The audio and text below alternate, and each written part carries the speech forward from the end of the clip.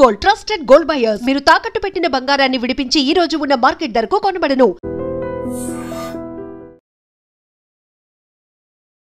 నమస్తే, నేను Kavitha. Welcome to I dream news and నిజాలు. ఆర్ఎస్ఎస్ 100 ఏళ్లు కంప్లీట్ చేసుకున్న సందర్భంగా ప్రధానమంత్రి నరేంద్ర మోదీ 100 రూపాయల కాయిన్తో పాటుగా స్పెషల్ పోస్టల్ స్టాంప్ని రిలీజ్ చేశారు. ఆ సందర్భంగా ఆయన చేసినటువంటి వ్యాఖ్యలు భారతదేశంలో డెమోగ్రఫిక్ చేంజెస్ రావడానికి కొన్ని శక్తులు కుట్రలు పన్నుతున్నాయనేది. అయితే దాని గురించి చర్చ జరపకుండా ఆ కాయిన్లో ఉన్నటువంటి భరతమాత చేతిలో కాషాయ ధ్వజం ఎందుకుంది, తిరంగా ఎందుకు లేదు అనేటువంటి చర్చ ఎందుకని మొదలైంది. యాక్చువల్గా మనం దేని గురించి మాట్లాడుకోవాలి, దేన్ని విస్మరించాల్సినటువంటి అవసరం ఉంది. మనతో పాటుగా ఉన్నారు సీనియర్ జర్నలిస్ట్ సురేష్ కొచ్చాతిల్ గారు. సార్ నమస్తే. సో డెమోగ్రఫిక్ చేంజెస్ గురించి మాట్లాడుకుంటే మనం గతంలో జరిగినటువంటి ఒక ఎపిసోడ్లో అస్సాంలో వచ్చినటువంటి డెమోగ్రఫిక్ చేంజెస్ గురించి మాట్లాడుకున్నాం. 35 డిస్ట్రిక్ట్స్లో 15 డిస్ట్రిక్ట్స్ అనేవి ముస్లిం మెజారిటీ డిస్ట్రిక్ట్స్గా మారిపోయాయని ఇప్పుడు ప్రధానమంత్రి నరేంద్ర మోదీ చేసింది కూడా బెంగాల్ని ఉద్దేశించి జరగబోయేటువంటి ఎన్నికల్ని దృష్టిలో పెట్టుకునే మోదీ మాట్లాడారు అనేటువంటి ఒక మాట వినిపిస్తోంది. యాక్చువల్గా డెమోగ్రఫిక్ చేంజెస్ కేవలం బెంగాల్కో అస్సాంకో మాత్రమే పరిమితమయ్యాయా? ఆయన ఎందుకని ఆ వ్యాఖ్యలు చేశారు? ఎందుకంటే డెమోగ్రఫిక్ చేంజ్ అనేది మనకు అన్నిటికంటే పెద్ద థ్రెట్ అండి. ఇప్పుడు మన రోహింగ్యాల గురించి మాట్లాడతాం, బంగ్లాదేశాల గురించి మాట్లాడతాం. అదే టైంలో యుక్రెయిన్ రష్యా వార్లో మనం చూడట్లేదు ఆ వార్ ఎందుకు మొదలైందని, ఆ యుద్ధం ఎందుకు మొదలైందని. రష్యన్ స్పీకింగ్ పాపులేషన్ యుక్రెయిన్లో చాలా చోట్ల ఉన్నారు. వాళ్ళ మీద చేసే అత్యాచారాలని మేము అరికట్టడానికి మేము చేసిన యుద్ధం అని రష్యా చెప్తున్నారు. Russian speaking Ukrainians. అది జాగ్రఫీ గురించి కొట్లాడుతున్నారు, మన హిస్టరీ గురించి కొట్లాడుతున్నాం అంతే. భారతదేశంలో పోరాటం చేసిన హిస్టరీ గురించి. ఇప్పుడు మనం అర్థం చేసుకోవాలంటే వీళ్ళందరూ ఏమంటారు, ఆర్ఎస్ఎస్ స్వాతంత్ర ఉద్యమంలో పార్టిసిపేట్ చేయలేదని. Okay, we'll agree with that. ఏం అగ్రీ చేస్తాం? కొన్ని పేర్లు చెప్తాను. నానాజీ దేశ్ముఖ్, దీన్ దయాళ్ ఉపాధ్యాయ్, వీళ్ళందరూ ఉన్నారు కదా. నెహ్రూ క్యాబినెట్లు కూడా ఉన్నారు కదా. వాళ్ళు ఎక్కడి నుంచి వచ్చారండి? వీళ్ళందరూ పండిత్ మదన్ మోహన్ మాల్వియా ఎక్కడి నుంచి వచ్చారండి? వీళ్ళందరూ సంఘ్ విచారం నుంచి వచ్చినారు. I'm not saying the RSS technically speaking. Pandit Deen Dayal Upadhyay use of ideologue of BJP. ఎక్కడి నుంచి వచ్చారు వీళ్ళు? సో ఆర్ఎస్ఎస్ అనగానే మన వాళ్ళకి ఏంటంటే ప్రాబ్లం ఏంటంటే ముస్లిం ఓట్స్ కోసం, ముస్లిం ఓట్ల కోసం ఆర్ఎస్ఎస్ పేరు వాడుకుంటారు. ఇది కేరళలో చూస్తారు, మీరు తెలంగాణలో చూస్తున్నారు. మాకు ముస్లిం ఓట్లు కావాలని అడిగే బదులు మాకు ఆర్ఎస్ఎస్ వాళ్ళు ఇచ్చి మిమ్మల్ని చంపేస్తారు. ఇది మన ఓవైసీ స్టాండర్డ్ లైన్. ఓ చూడు ఆర్ఎస్ఎస్ వస్తున్నారు, పులి వచ్చింది కేసు ఉంది పాత ఊర్లలో. అదే కేసు అన్నమాట ఇది.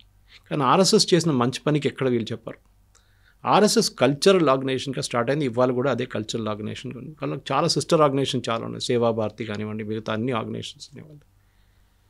అన్ని దాంట్లో సరస్వతి శిశు మందిర్ కానీ చాలా మటుకు schools, largest number of schools మనం కేంద్రీయ విద్యాలయం పక్కన పెడితే, భారతీయ విద్యాలయం పక్కన పెడితే it is RSS run schools అన్నమాట. అది వాళ్ళకు స్ట్రాటజీ ఉండే.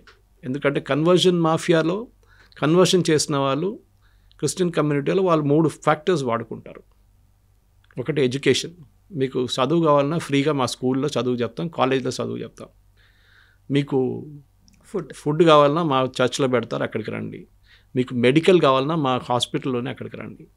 ఇది 3 కన్వర్షన్లో పనికొస్తుంది. ఎప్పుడు ఎవరైనా పేదోళ్ళు అనుకుంటారు, నాకు రేపు ఏదైనా ప్రాబ్లం వస్తే హెల్త్ హాస్పిటల్ ఫ్రీ, నాకు హిందువులు ఏమిస్తున్నారు నాకు అని ఆలోచిస్తారు. So RSS took that strategy. మీరు నార్త్ ఈస్ట్ చూడండి, చాలామంది ఇప్పుడు నేను చాలా మటుకు నార్త్ ఈస్ట్లో చేసిన పని మన రాకా సుధాకర్ గారి దగ్గర నుంచి నేర్చుకున్నాను. ఆయన చెప్పిన మాటలను ఒక్కొక్క స్పీచ్లో వింటూ అక్కడి నుంచి నాకు కూడా కొంచెం అవగాహన వచ్చిందనమాట. Tripura was a complete west, ఒక కమ్యూనిస్ట్ స్ట్రాంగ్ హోల్డ్ ఉండే. మాణిక్ సర్కార్ ఎన్ని సంవత్సరాలు, I think equal to Jyoti Basu almost. సడన్గా ఓవర్ నైట్గా త్రిపుర బీజేపీ వైపు ఎట్లా వచ్చేసింది?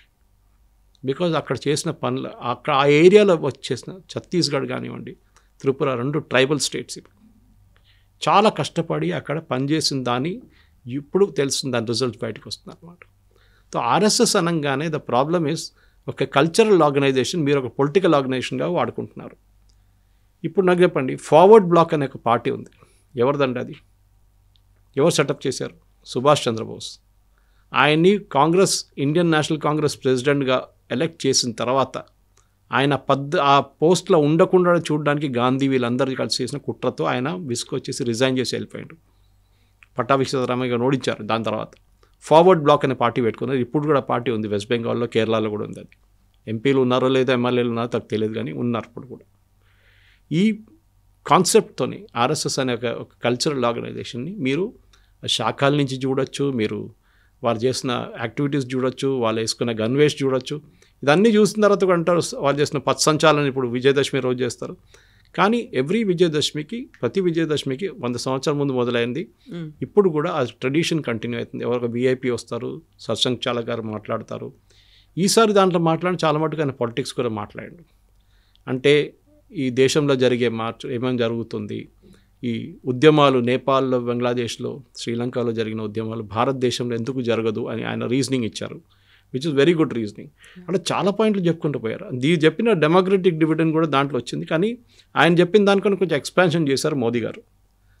దీనికి ఒక బ్యాక్గ్రౌండ్ కూడా ఉంది కవిత గారు. మీకు తెలుసు అస్సాంలో 1960 దాకా ఇమిగ్రేషన్ అంత ఎక్కువ లేకుండా, మైగ్రేషన్ అని చెప్పొచ్చు, ఇమిగ్రేషన్ కూడా కదా, ఇమిగ్రేషన్ అంటే లీగల్ అయిపోతుంది, మైగ్రేషన్ బంగ్లాదేశ్ నుంచి. అప్పుడు ఈస్ట్ పాకిస్తాన్ 71 తర్వాత అది ఎక్కువైంది. 65లో కొంచెం ఉండే, మళ్ళీ 71లో మళ్ళీ ఎక్కువైంది. అస్సాంలో 27 కాన్స్టిట్యున్సీ ముస్లిం మెజారిటీ. ఇప్పుడు ఏఐయుడిఎఫ్ అని చెప్పి మన బద్రుద్దీన్ కమాల్ ఆయన పార్టీ ఒకటి ఉంది. ఓకే, ఆయన పార్టీ అక్కడ ఇప్పుడు ఎలక్షన్ గెలుస్తారు ఆ ఏరియాలంతా. వీళ్ళందరూ అస్సామీస్ కాదు, ముస్లిమ్స్. దానికోసం మమతా బెనర్జీ వాళ్ళని సపోర్ట్ చేస్తారు ఇప్పుడు కూడా. అక్కడ దాని తర్వాత జరిగిన ఉద్యమాల్లో ఆల్ అస్సాం స్టూడెంట్స్ యూనియన్ అని చెప్పి ప్రఫుల్ల కుమార్ మహంతా వీళ్ళంతా మన కాలేజీలో ఉన్నప్పుడు స్టోరీ ఇది ఎక్కువగా వినిపించే వాళ్ళు పెద్ద అజిటేషన్ చేసి రాజీవ్ గాంధీ అగ్రిమెంట్కి వచ్చారు. అక్కడున్న అందరినీ తీసేస్తాం, నాన్ అస్సామీస్ అందరినీ, అంటే ఇంక్లూడింగ్ హిందూస్. బంగ్లాదేశ్ అంటే అప్పుడు ఈస్ట్ పాకిస్తాన్ నుంచి వచ్చిన అందరినీ అక్కడి నుంచి చేంజ్ చేసి మిగతా రాష్ట్రాలకు తీసుకెళ్ళిపోతాం. కానీ జరగలేదు, కొంచెమే జరిగింది. దాని తర్వాత Rajiv Gandhi also passed away. Assam Prafulla Kumar Mahanta ఇప్పుడు దానికి డివిజన్ బీజేపీ, ఇప్పుడున్న బీజేపీ గవర్నమెంట్లో పార్ట్గా ఉన్నారన్నమాట, అస్సాం గణ పరిషత్ అని. ఇక్కడ జరిగిన ఈ మార్పులు జార్ఖండ్లో కూడా జరిగింది. జార్ఖండ్ హైకోర్టు సంవత్సరం ముందు, ఐ థింక్ 8 నెలల ముందు జడ్జ్మెంట్ ఇచ్చారు. జార్ఖండ్ పోలీస్కి, DGP, state home secretary, union home సెక్రటరీకి నోటీస్ ఇష్యూ చేసి జార్ఖండ్లో ఇల్లీగల్ మైగ్రేషన్ ఆల్మోస్ట్ 16 అసెంబ్లీ కాన్స్టిట్యున్సీస్ని ఇంపాక్ట్ చేస్తుంది. I think almost about 8 districts జార్ఖండ్లో, tribal areas. Jharkhand almost tribal, completely tribal ఏరియాలో మీరు ల్యాండ్ కూడా కొనలేరు. మీరు అరకుకి వెళ్ళి ల్యాండ్ కొనలేరు, మీరు ఇక్కడ నీలగిరీస్కి వెళ్ళి చేయలేరు మీరు. అట్లనే చాలా మటుకు నార్త్ ఈస్ట్లో కూడా ప్రొటెక్షన్ ఇస్తారు, 6 షెడ్యూల్ కింద, అది కూడా ప్రొటెక్షన్ ఒకటి ఉంది వాళ్ళకి. అది కూడా జరిగినప్పుడు జార్ఖండ్ హైకోర్టు చెప్పారు, ఇక్కడున్న ఇల్లీగల్ ముస్లిం మైగ్రెంట్స్ వచ్చి ఎక్కడి నుంచో, బంగ్లాదేశ్ నుంచో అక్కడి నుంచి వచ్చి ఇక్కడున్న మహిళల్ని పెళ్లి చేసుకునే ట్రైబల్స్ని, పిల్లల్ని ఇచ్చి దాని తర్వాత వాళ్ళు ముస్లింగానే ఉండిపోతున్నారు, వాళ్ళు ట్రైబల్గా కన్వర్ట్ చేయలేరు, వాళ్ళు they are remaining as Muslims. అది మీరు మార్చాలి, వీళ్ళందరినీ రిటర్న్ పంపించేసి అని చెప్పి ఆర్డర్ ఇచ్చారు. అది ఇంప్లిమెంట్ అయిందో లేదో తెలియదు. అట్లా చాలా మట్టుకు మార్పులు వచ్చినాయి. ఇప్పుడు మీరు జమ్మూ కాశ్మీర్ తీసుకోండి, అక్కడ రోహింగ్యాలు తీసుకొచ్చి రీసెటిల్ చేశారు కాంగ్రెస్ వాళ్ళు. ఎందుకు వాళ్ళేమనుకున్నారు, ఒకరోజు వీళ్ళు జమ్మూ కాశ్మీర్లో పాపులేషన్లో Jammu is majority Hindu population, అక్కడ ముస్లిమ్స్ తీసుకొచ్చి పెడితే రేపు డెమోగ్రఫీ మారిపోతుంది, మా ముస్లిం ఓట్లు ఎక్కువైతుంది.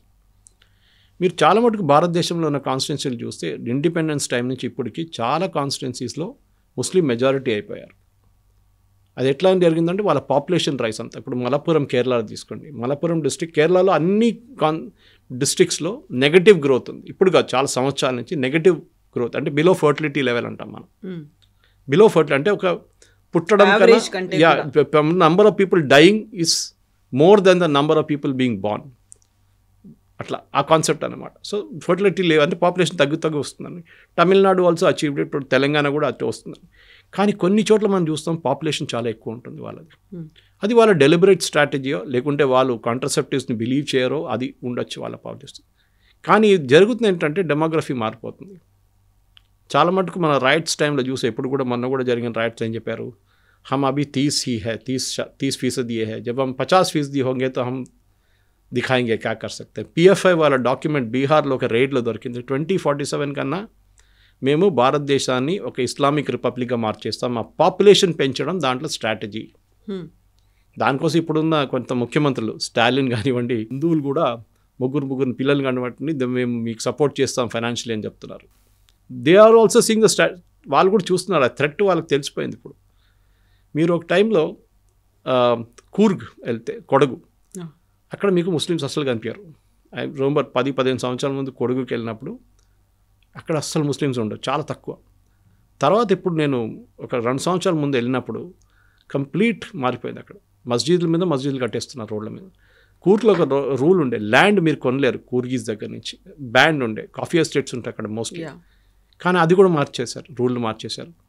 ఇప్పుడు ఏమైందంటే అక్కడ స్లోలీ ముస్లిం మెజారిటీ మారిపోతుంది. అది ఎక్కడి నుంచి వస్తున్నారు? అందరూ కేరళ నుంచి వచ్చారు, నార్దర్న్ కేరళ నుంచి ఫస్ట్ కాసర్గోడ్ ఇస్ బార్డర్, దాని తర్వాత మ్యాంగ్లూర్ నుంచి ఉడుపి నుంచి కొడగు.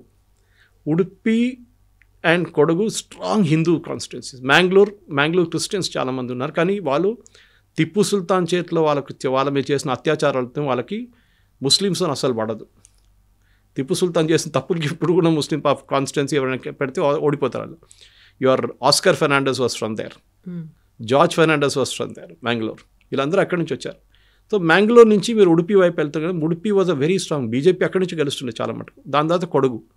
ఇప్పుడు అక్కడంతా ప్రొఫైల్ అంతా మారిపోయింది. సో మీరు ఒక్క కాన్స్టిట్యున్సీ చూస్తున్నారు. బీహార్లో కిషన్గంజ్ అని చెప్పి ఒక ఏరియా ఉంది, ఒక డిస్ట్రిక్ట్ లాగా ఉంటుంది. అక్కడ 8 కాన్స్టిట్యున్సీలు ఉన్నాయి, అసెంబ్లీ సెగ్మెంట్స్. దాంట్లో 8లో all are having plus population. ఇంకోటి ఆధార్ కార్డ్ మిస్యూస్. ఇదే బంగ్లాదేశ్ వాళ్ళు చేసుకుంటే 20,000 రూపాయలు వచ్చి మీకు ఆధార్ కార్డ్ వచ్చేస్తుంది. That is upper limit. 5,000 కూడా ఆధార్ కార్డ్ ఇచ్చేస్తారు. వెస్ట్ బెంగాల్లో పెద్ద ఫ్యాక్టరీ ఉంది అంది, కేరళలో కూడా ఉంది ఫ్యాక్టరీ ఒకటి, పెర్మావూర్ అని చెప్పి. అక్కడ వీళ్ళేం చేస్తారంటే ఒక అనాలిసిస్ చేసినప్పుడు యుఐడిఐ, unique identification authority of India, 100 మంది ఉంటే ఈ కిషన్గంజ్లో 6 కాన్స్టిట్యున్సీస్ ఆర్ ప్రో ముస్లిమ్స్, అంటే ముస్లిం పాపులేషన్ ఎక్కువ. అక్కడ 100 మంది ఉంటే 140 కార్డులు ఇష్యూ చేశారు. 100 మంది పాపులేషన్ ఉంటే 140% హ్యాస్ క్రాస్ 140%. సాచురేషన్ అంటారు దాన్ని వీళ్ళ లాంగ్వేజ్లో. ఒక్క అసెంబ్లీ సెగ్మెంట్ హిందూ మెజారిటీ ఉంది, అక్కడ 96 ఉన్నాయి. 100 మందికి 96 కార్డులు ఇష్యూ చేశారు. సాచురేషన్ కూడా అచీవ్ కాలేదు, టోటాలిటీ కూడా అచీవ్ కాలేదు. అప్పుడు ఆలోచించండి ఎక్కడెక్కడ మారిపోతుంది ముస్లిం పాపులేషన్ అనేది. చాలా మట్టుకు ఈ స్ట్రాటజీతోనే చేస్తున్నారు, ప్రొఫైల్ మారిపోతుంది. దాని గురించి మోదీ గారు మాట్లాడారు. దట్ ఇల్లీగల్ మైగ్రేషన్ని అరికట్టాలి, బంగ్లాదేశ్ నుంచి వచ్చిన వాళ్ళు బంగ్లాదేశ్కి పంపించేసేయాలి. కానీ West Bengal has become a sanctuary for them. Malda కానీ ముర్షిదాబాద్ కానీ ఈ డిస్ట్రిక్ట్స్ అని చూడండి. ఇప్పుడు అబ్దుల్ గనీ ఖాన్ చౌదరి, నేను కాలేజీలో ఉన్నప్పుడు ఆయన గెలుస్తుండే అక్కడి నుంచి, రైల్వే మినిస్టర్ ఉండే ఒక టైంలో. Taken for granted. ఇక్కడ కేరళ వైపు మలప్పురం వైపు డిస్ట్రిక్ట్స్లో, మలప్పురం డిస్ట్రిక్ట్లో ఒక టైంలో ఇబ్రాహిం సులేమాన్ సెయిత్ అని చెప్పి ఎంపీ ఉండేవారు. ఆయన బాంబే నుంచి వస్తారు, ఒక్క వర్డ్ మలయాళం రాదు ఆయనకి. IUML candidate, Indian union Muslim league, వచ్చి నామినేషన్ ఫైల్ చేసి వెళ్ళిపోతారు, క్యాంపెయిన్ కూడా చేయరు, ఎలక్షన్ గెలిచేస్తారు ఆయన. Just because of the majority Muslim population. అక్కడ ఎవరు నిలబడతారు? ఇబ్రాహిం సులైమాన్ సెయిద్, దెన్ బనాత్వాలా, GM బనాత్వాలా, వీళ్ళందరూ అక్కడి నుంచి కలిసిన వాళ్ళు. సో ది ప్రాబ్లమ్ ఈజ్ చాలా సింపుల్. ఏంటంటే బార్డర్ డిస్ట్రిక్ట్స్ ఉంటే ముందు, కానీ ఇప్పుడు వీళ్ళు రీసెటిల్ అయిపోతున్నారు. వీళ్ళు చాలా చోట్ల వెళ్ళి రీసెటిల్ అయిపోతుంది. కేరళకు వస్తున్నారు, తమిళనాడుకి వెళ్తున్నారు, మిగతా చోట్లకి వెళ్ళి అక్కడ పాపులేషన్ మార్చేస్తున్నారు. ఇప్పుడు SDPI చూడండి, కర్ణాటకలో అసలు ప్రెజెన్స్ లేకుండా, SDPI the political wing of PFIని బ్యాన్ చేసేసారు. SDPI సదర్న్ కర్ణాటకలో, అది కాకుండా షిమోగా వైపు కూడా ఇప్పుడు SDPIకి సపోర్ట్ ఉంది. ఓట్లు వాళ్ళకి 20,000, 30,000 ఓట్లు వస్తున్నాయి ఒక అసెంబ్లీ సెగ్మెంట్లో. ఆలోచించండి, ఎక్కడ లేని SDPI ఎట్లా వచ్చా సడన్గా అక్కడ. ఇట్స్ బికాజ్ వాళ్ళ పాపులేషన్ మెట్రిక్స్ మార్చేస్తున్నారు, స్లోలీ మార్చేస్తారు. మీరు తెలియదు, ఇది ల్యాండ్ జిహాద్ అంటాం మేము కేరళలో. ఫస్ట్ ఒక ఇల్లు వచ్చి కొనుక్కుంటారు, మీ దగ్గర ఇల్లు ఉందండి, దాని విలువ 90 లక్షలు. వాళ్ళు వచ్చి ఏమంటారు, అడుగుతాం మీ ఇల్లు అమ్ముతారమ్మా అంటే, లేదండి మాకు ఇంట్రెస్ట్ లేదంటే, ₹1,00,00,000 ఇస్తాం, 1,25,00,000 ఇస్తా ఉంటారు. ఇప్పుడు సడన్గా ఈ ఊళ్ళు వేకప్ చేసి చెప్పేస్తారు, ఇస్తారా అంతా, సంతకం తీసుకొని ల్యాండ్ రిజిస్ట్రేషన్ చేసుకుంటారు. నెక్స్ట్ పక్కన ఇంకో ఇల్లు తీసుకుంటారు, 3వ ఇల్లు తీసుకుంటారు, దాన్ని 4 తర్వాత రేట్ తగ్గించేస్తారు. వాళ్ళు అమ్మాల్సిందే వచ్చేస్తుంది లాస్ట్లో, because the entire areas become Muslim population. This is the strategy they have. Trichur town, మా హోమ్ టౌన్లో కూడా ఇదే స్ట్రాటజీ ఉంది వాళ్ళది. చాలా మటుకు జరిగింది, కానీ డిమానిటైజేషన్ తర్వాత పెద్ద దెబ్బ తగ్గింది అందరికీ. Entire land rates in Kerala crash అయిపోయింది. ఇక్కడ కూడా అన్ని చోట్ల క్రాష్ అయింది, కానీ హైదరాబాద్ లాంటి ప్లేస్లో ఆర్టిఫిషియల్గా వీళ్ళు ఇన్ఫ్లేట్ చేసుకుంటారు. ఎందుకంటే ఇదే ప్రాబ్లం. మీరు లీగల్ మైగ్రేషన్ ప్రాబ్లం లేదు, కానీ హిందువుల పాపులేషన్ తగ్గిపోయినప్పుడు మోదీ గారు మాట్లాడిన దాని కాన్సెప్ట్కి మోదీ గారిని చాలా రోజు కాంగ్రెస్ వాళ్ళు, కమ్యూనిస్ట్ వాళ్ళు అందరు తిట్టారు, ఏంటి ఈయన ఎట్లా మాట్లాడుతున్నా అది ఇది అని చెప్పి. కానీ ఇది కోర్టులు కూడా చెప్తున్నారు, this is said by many courts in the country that ఇట్లాంటి ఇల్లీగల్ మైగ్రేషన్ ఆపాల్సిందే. సుప్రీంకోర్టు కూడా చెప్పాలి, మన దేశం ధర్మశాల కాదు, అందరూ వచ్చి ఎవడొచ్చి అక్కడ ఉంటాడని we should send out all illegal. Only అక్కడ చూడకండి, యూరోప్ చూడండి. ఇప్పుడు భారతదేశం ఒకటే కాదు ఈ ప్రాబ్లం ఫేస్ చేసి. యూరోప్లో యూకే అన్చెక్డ్ మైగ్రేషన్ జరుగుతుండే, బోట్లలో వచ్చి దిగుతుండే. నిన్ననే మనం చూసాం యూకేలో ఒక మాంచెస్టర్లో ఒక జూయిష్ యామ్ కిప్పర్ హాలిడే రోజు, వాళ్ళ మోస్ట్ హోలియస్ట్ డే, జూస్ ఇద్దరిని చంపేశారు, అటాక్ జరిగింది. రిలీజన్ నేను చేసిన రిలీజన్ ఈజీలీ గెస్ట్ చేసుకోవచ్చు మనం. ఎందుకు జరుగుతుంది? సిరియా నుంచి వచ్చాడు ఆయన, సిరియా నుంచి వచ్చి అక్కడ ఇల్లీగల్గా ఉంటున్నాడు.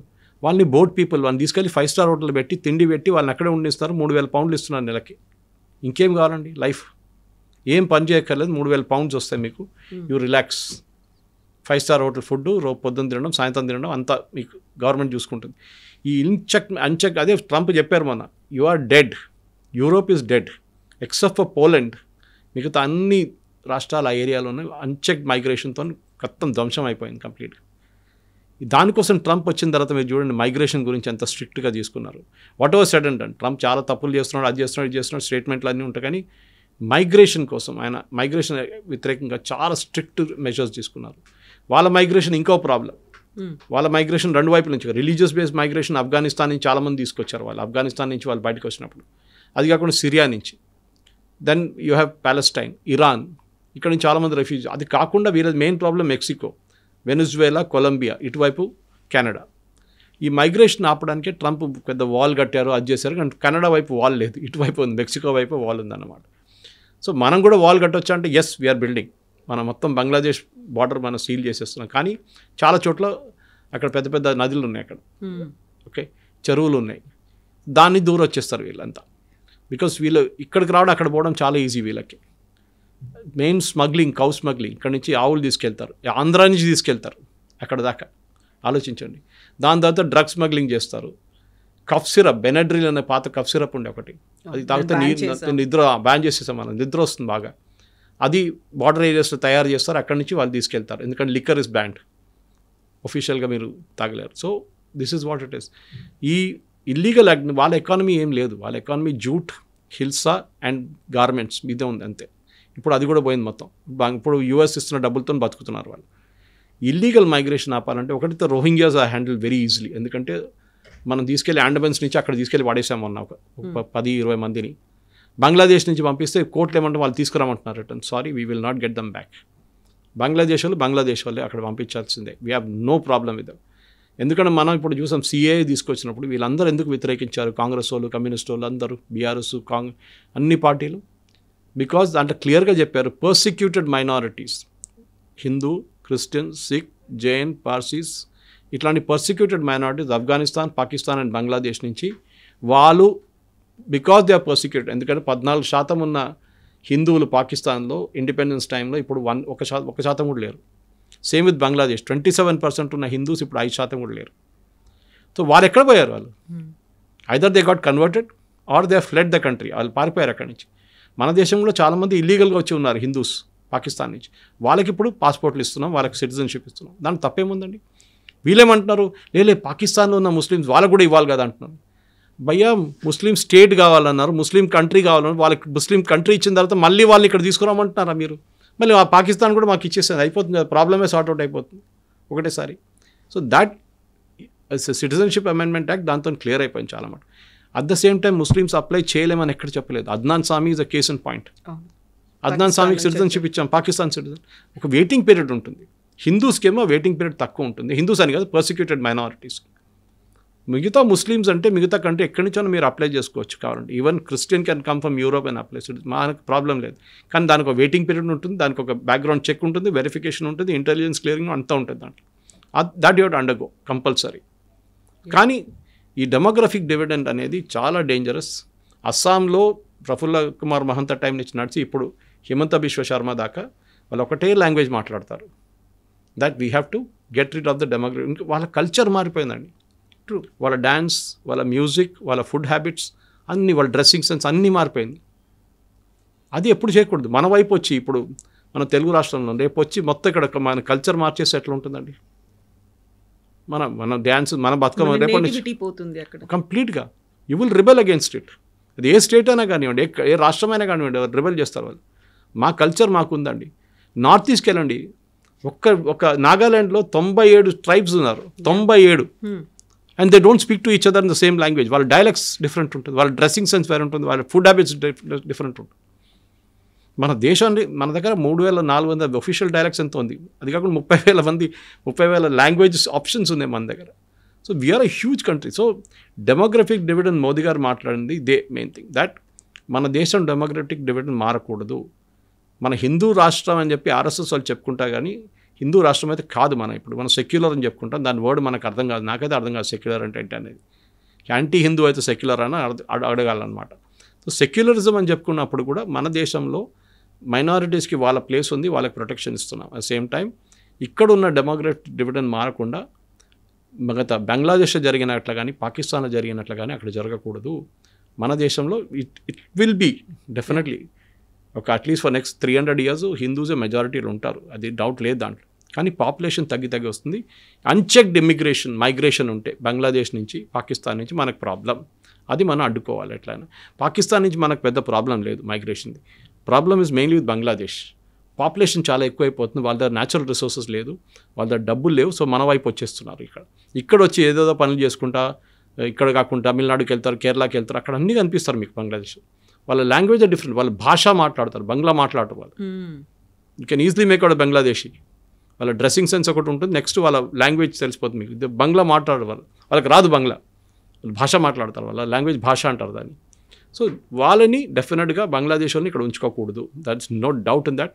అది యూనియన్ గవర్నమెంట్ కూడా చాలా కట్టుబడి ఉన్నారు, దాన్ని పంపించాల్సింది.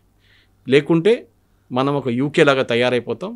యూకేలో ఇప్పుడున్న పరిస్థితి చూడండి, it is a very very pathetic state. And as JD Vance చెప్పినప్పుడు ఒకసారి, UK will be the first Islamic country with a nuclear bomb అన్నారు. అండ్ దట్ ఈస్ జరుగుతుంది యూకేలో.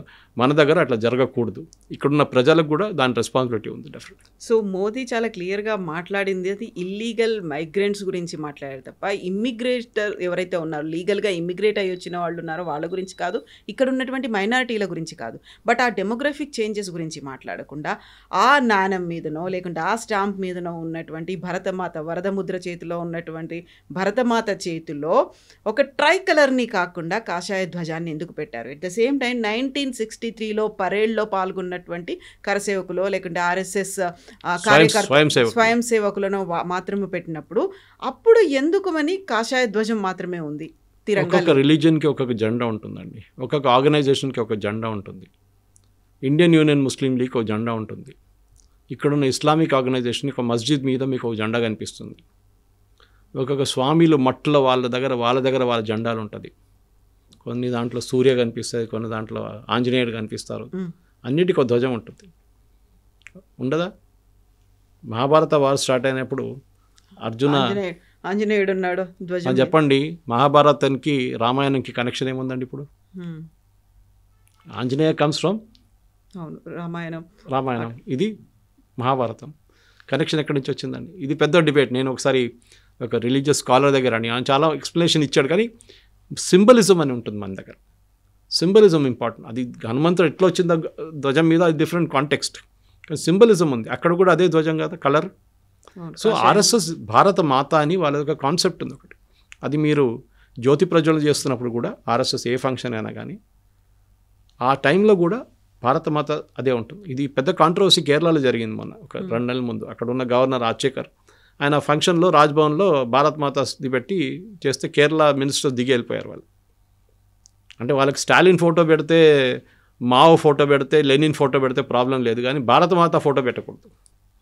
ఓకే, మీరు అడిగిన ప్రశ్నకి ఈ జెండా ఏముందంటే అది వాళ్ళ సింబల్, వాళ్ళ ఆర్గనైజేషన్ కల్చరల్ సింబల్ అది. దాన్ని మార్చి మళ్ళీ మీరు ట్రై కలర్ పెట్టమంటే రేపు అదే అడుగుతారు, వీళ్ళకి ఎంత అథారిటీ ఇచ్చారు ట్రై కలర్ పట్టుకోవడానికి? ట్రై కలర్ మన నేషనల్ ఫ్లాగ్ కదా, ఆర్ఎస్ఎస్ వాళ్ళకి ఎట్లా ఇస్తారు? అది ఇంకా ఉల్టా డైలాగ్ ఉంటుంది అప్పుడు. ఇన్ఫ్యాక్ట్ 91 మీకు తెలుసు, మన ఇంట్లో కూడా మన జెండా పెట్టుకోలేని పరిస్థితి ఉన్నది, except for August 15th and January 26th and October 2nd. మిగతా ఏ రోజులో మీరు ఇంట్లో జెండా పెట్టుకోకూడదు, మీ కంపెనీలో కూడా జెండాలు ఎగిరియకూడదు. కానీ నవీన్ జిందల్ కేసులో సుప్రీంకోర్టు ఇచ్చిన జడ్జ్మెంట్ తర్వాతనే జెండా మనం యూజ్ చేసుకోవచ్చు, కామన్ పర్సన్ కూడా అని చెప్పేసి. అది కాకుండా ఇప్పుడు ఆర్ఎస్ఎస్ వాళ్ళది వాళ్ళ కల్చర్, అది వాళ్ళ కాయిన్ వాళ్ళ మీద రిలీజ్ చేస్తున్నారు, కాంగ్రెస్ వాళ్ళ మీద కాదు కదా. ఇప్పుడు చెప్పండి, ఇప్పుడు కాంగ్రెస్ వాళ్ళు వాళ్ళకి రేపు కాయిన్ రిలీజ్ చేస్తారు. ఎన్ని సంవత్సరాలు ఐనీ బేస్మెంట్ సెటప్ చేసినప్పుడు, ఏఓ హ్యూమ్ సెటప్ చేసినప్పటి నుంచి కాయిన్ సెటప్ చేసి రిలీజ్ చేస్తారు. అప్పుడు దాంట్లో నేషనల్ ట్రై కలర్ పెడతారండి. కాంగ్రెస్ జెండాని పెడతాం, చర్కా వాళ్ళ జెండాని పెడతాం కదా ఆ టైంలో. ఎందుకు? వాళ్ళ జెండా ఉండే ఆ టైంలో అది. సో మీరు కంపల్సరీగా భారత్ మాత కూడా జెండా పెట్టుకోవాలంటే సింబలిజం కనుక పెట్టుకోవచ్చు రేపు. కానీ వాళ్ళ కాషాయ జెండా అనేది ఒక హిందూ సైన్, హిందూ ఐకాన్. అది ఆర్ఎస్ఎస్ వాళ్ళు దాన్ని యూజ్ చేస్తారు. వాళ్ళ దాంట్లో జెండా చాలా ఇంపార్టెంట్. వాళ్ళ సెరమనీలో అది శాఖ ఉండొచ్చు, బయటకు ఉండొచ్చు, ఏమైనా ఉండొచ్చు. అన్నింటిలో జెండా వాళ్ళది ఒక సింబల్ లాగా ఉంటుంది, ముందే ఉంటుంది అది ఎప్పుడైనా. గురు పూర్ణిమ రోజు కూడా ఉంటుంది అది. చాలా ఇంపార్టెంట్. సో ఆ జెండాని యూజ్ చేసాం కాయిన్లు అంటే ఇట్స్ కరెక్ట్. అక్కడ మనం రీప్లేస్ ఏం చేయమంటారు? కమ్యూనిస్ట్ వాళ్ళు జెండా పట్టుకోమంటారా? కాదు కదా. We cannot do that. రేపు కమ్యూనిస్ట్ వాళ్ళది 100 years అని చెప్పి ఒక పెట్టుకుందాం ఫర్ ఎగ్జాంపుల్. అక్కడ మీరు దాని బదులు నేషనల్ ఫ్లాగ్ పెట్టుకుంటే కమ్యూనిస్ట్ వాళ్ళు అగ్రీ చేస్తారు? కాదు. వాళ్ళ రెడ్ జెండా ఒకటి ఉండాలంటారు వాళ్ళు. అదే కదా వాళ్ళది లాల్ జెండా. 1991 జిందాల్ కేసుకి సంబంధించి అప్పుడు వాళ్ళ ఓన్ ఫ్లాగ్ పెట్టుకోకూడదు అన్నప్పుడు మాత్రమే తిరంగా అనేది వచ్చింది. తిరంగాని కూడా ఆర్ఎస్ఎస్ అప్పటిదాకా యూజ్ చేయలేదు. బట్ ఇక్కడే ఒక కాంట్రాస్ట్ స్టేట్మెంట్ అనేది కూడా కనిపిస్తుంది. They participated in freedom struggle. Freedom స్ట్రగుల్లో పార్టిసిపేట్ చేసినటువంటి ఆర్ఎస్ఎస్ ఎందుకని తిరంగాని 1991 వరకు పెట్టుకోలేదు? ఇప్పుడు వాళ్ళు నిజంగా రెస్పెక్ట్ అనేది ఉంది, వాళ్ళ ఉద్యమంలో పార్టిసిపేట్ చేశారు, స్వాతంత్ర సంగ్రామంలో ఉన్నారు అనుకున్నప్పుడు రెస్పెక్ట్ అనేది ఎందుకు ఇవ్వలేదు అనేది? ఆర్ఎస్ఎస్ వాళ్ళ పాయింట్ ఆఫ్ వ్యూ, ఆర్ఎస్ఎస్ వాళ్ళు మాట్లాడాలండి. I cannot speak for them.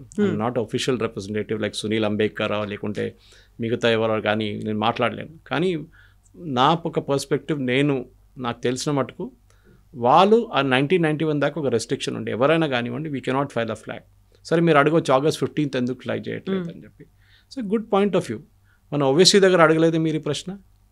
Owaisi మీరు ఎప్పుడైనా నేషనల్ ఫ్లాగ్ ఇప్పుడు స్టార్ట్ చేశాడు 2 సంవత్సరాల ముందు.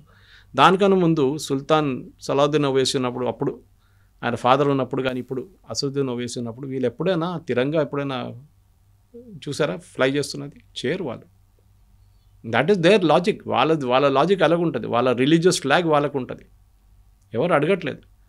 ఆర్ఎస్ఎస్ వాళ్ళది ఆర్ఎస్ఎస్ వాళ్ళ దగ్గర అడగాల్సి వస్తుంది. That you will have to get an official representative to give a statement for the my perspective is వాళ్ళకున్న ఆ టైంలో ఉన్న రెస్ట్రిక్షన్స్ వాళ్ళు అట్లనే పాటించారు. దాని తర్వాత వాళ్ళు చేస్తారా చేయరు అనేది that is up to the organisation, that is up to the Sarsanghchalak. వాళ్ళ డిసిషన్ వాళ్ళకు ఉంటుంది. కానీ ఒక జెండా పట్టుకుంటేనే అవుతుందా అని చెప్తే మీరు సిఏ అజిటేషన్లో కానివ్వండి, ఇక్కడ ఢిల్లీ రైట్స్ల టైంలో కానివ్వండి, అందరూ జెండా పట్టుకొని రాళ్ళు విసిరారు. అప్పుడు వాళ్ళు ఎవరండి? ఈ షర్జీల్ ఇమాము ఇంకా వీళ్ళందరూ. అంటే జెండా పట్టుకొని అయిపోతుంది అంతా. జెండా స్టేడియంలో కూడా పట్టుకుంటారు మ్యాచ్ జరుగుతున్నప్పుడు, క్రికెట్ మ్యాచ్ జరుగుతున్నప్పుడు. అదే టైంలో రాళ్ళు విసిరుస్తున్న వీళ్ళు అందరూ షర్జీల్ ఇమామ్ లాంటి వాళ్ళు, ఢిల్లీ రైట్స్లో పార్టిసిపేట్ చేసిన వాళ్ళందరూ వాళ్ళు కూడా తీసుకున్నారు కదా. ఇక్కడ కూడా మనం యాంటీ సిఏ అజిటేషన్ టైంలో లోవర్ ట్యాంక్ బండ్ రోడ్లో నేషనల్ ఫ్లాగ్ పెట్టుకొని చాలా పెద్ద ఊరేగింపు తీశారు కదా. అంటే వాళ్ళు నేషనల్ ఫ్లాగ్ లైక్ ఇట్ అని వాళ్ళు పాటిస్తున్నారు అనుకుంటున్నారు? కాదు, సింబాలిజం అది, అంతే. సింబాలిజం వాడుకుంటారు. కమ్యూనిస్ట్ వాళ్ళ దగ్గర అడుగుతుందండి, కమ్యూనిస్ట్ వాళ్ళ దగ్గర అడగాలి. వాళ్ళ పార్టీ కాంగ్రెస్లో, వాళ్ళ పార్టీ పాలిట్ బ్యూరో మీటింగ్స్లో, వాళ్ళ పార్టీ నేషనల్ ఎగ్జిక్యూటివ్ కమిటీ మీటింగ్లో వాళ్ళు ఉన్నప్పుడు వాళ్ళు నేషనల్ ఫ్లాగ్ ఎందుకు చేయట్లేదు, ఎందుకు ఫ్లై చేయట్లేదు? వాళ్ళు కమ్యూనిస్ట్ ఫ్లాగ్ ఎందుకు ఫ్లై చేస్తున్నారు? అక్కడ కూడా అదే ఉండాలండి. Same philosophy should be followed everywhere. At the same time I don't hold a brief for the RSS. వాళ్ళది వాళ్ళు చూసుకుంటారు. They are an independent organisation. వాళ్ళు చేస్తున్న ఫిలాసఫీ వాళ్ళకు ఉంది. They will carry on with that. Yes, sir. Thank you so much, sir. Thank you. And for more videos, please subscribe to iDream. Please subscribe to iDream. Please subscribe iDream. And please subscribe to iDream. For more videos, subscribe to iDream.